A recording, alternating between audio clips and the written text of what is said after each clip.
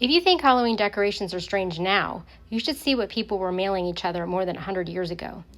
These 4 tiny images all began as early 20th century Halloween postcards, and I couldn't choose just one.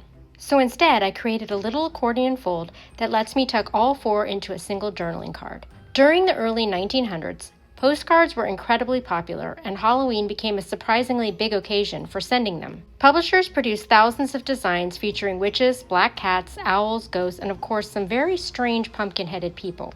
And unlike the blood, gore, and horror we often associate with Halloween today, these cards tended to be spooky in a much more whimsical way. Pumpkins had arms and legs, witches flew through the sky, black cats caused trouble, and children regularly found themselves surrounded by some pretty questionable-looking jack-o'-lanterns. Several of these little images can actually be traced back to their original publishers. The pumpkin-headed man serenading another pumpkin was published around 1910 by Gottschalk, Dreyfus, and Davis. Their cards were printed in Germany, which was famous at the time for producing beautifully colored and embossed postcards. Another, featuring a pumpkin-headed child and the words "Supposin' a ghost ran after you, ooh, ooh," came from the Whitney Company. But here's something I find interesting.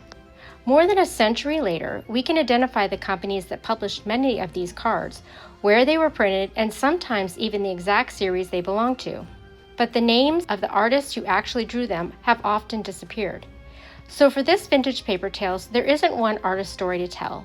Instead, I decided to preserve 4 little pieces of Halloween art whose artists may never get their names back. And honestly, I think these wonderfully weird little pumpkins deserve to stick around for another 100 years.